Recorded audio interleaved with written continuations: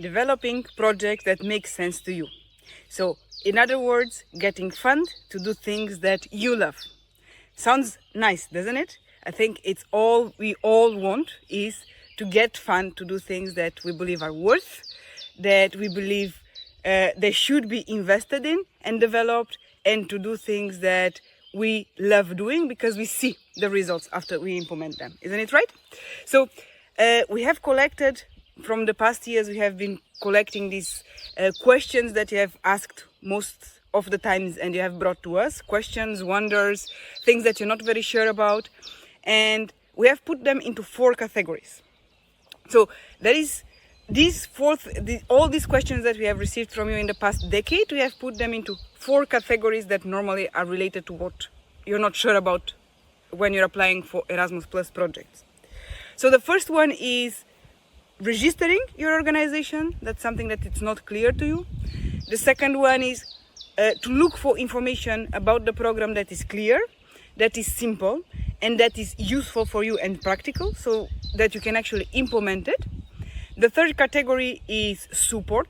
How do you get support to implement your projects? And then the fourth category is for individuals, so people who don't want to apply for projects, but they want to join projects. So based in these 4 categories, I will try to bring to you some of the information that can support you through it by collecting these questions. So maybe these questions, when I tell them about it, you also have them in your own head. So then you know that, first of all, you're not the only person with this question in your head. And then you understand that there are ways to get through these questions. So let's get to it, shall we? So let's go to the first category, shall we? The first category is register organizations and institutions. So what do I do? Where do I need to go? These are the questions that mostly pop up in your head when you discuss it with us. So just listen to it and see if you actually relate to these questions at some level.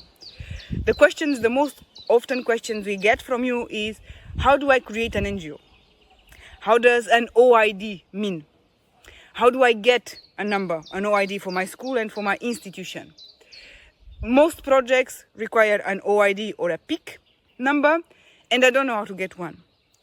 How do I register? How do I get to register my organization and where? Or the institution where I work? So does these questions make sense to you? Do you relate to them at some level? If so, let me try to explain it to you shortly how you can understand these questions. So registering your organization is actually a very simple way and a very few clicks that you need to do. Either if you're an organization, or if you're an informal group, or if you belong to a public institution, to a private institution, the process is the same. And we will focus on OID, so organization ID. So there is an ID that you get for your organization and for your institution that you get from the central platform from the European Commission. So you register your organization, you put the data online, and in 1 second after you finish register, you click submit, and you automatically get an OID. Your organization is not certified by your national agency until you actually receive funds. So the national agency needs to give you funds because your projects were approved, or unless one of your partners need you to get certified. So that means that they have received funds. So you get the ID automatically. You can apply for projects once you have this ID. Without this OID, you cannot apply for projects. But immediately when you get it, you can start submitting projects. And then there is a moment in which you're going to have to register and certify it through your national agency. And that also just takes a few minutes. It's not difficult. So the process is really not difficult. There is a platform where you need to go. We have a webinar online which you can register, you can enroll, you can get to it, and you go step by step with me throughout the platform to know how you can register your organization and get an OID.